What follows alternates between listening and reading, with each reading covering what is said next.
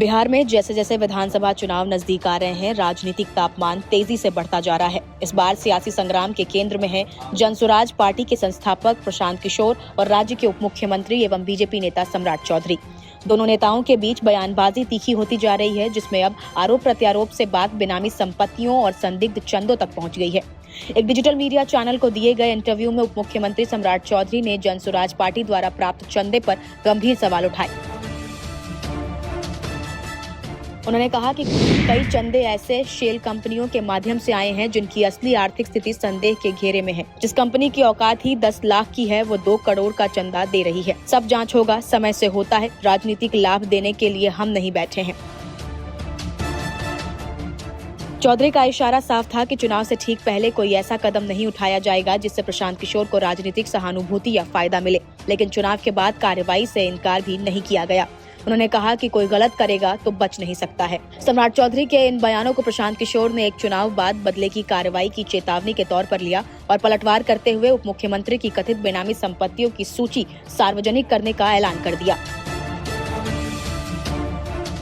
प्रशांत किशोर ने इससे पहले भी राज्य सरकार में मंत्री अशोक चौधरी पर बेनामी संपत्तियों के गंभीर आरोप लगाए थे और अब वे सम्राट चौधरी को भी इसी मुद्दे पर घेरने की रणनीति अपना रहे हैं। प्रशांत किशोर ने कहा कि अगर कार्रवाई करनी है तो अभी करो, चुनाव बाद धमकी देने की जरूरत नहीं है। मैं जल्द ही सम्राट चौधरी की बेनामी संपत्तियों की पूरी लिस्ट जनता के सामने रखूंगा। ये पूरा घटनाक्रम बिहार की सियासत में 2 अहम बातों की ओर इशारा करता है।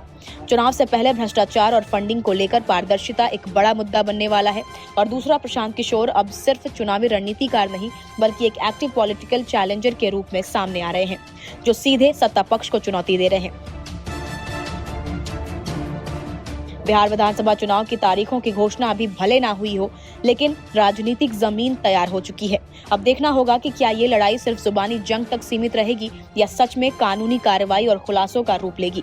एक बात तो साफ है, बिहार की राजनीति में आने वाले हफ्तों में बहस, आरोप और खुलासों की बौछार होने वाली है। फिलहाल आप इस मुद्दे पर क्या सोचते हैं, हमें अपनी राय कमेंट्स में जरूर बताएं।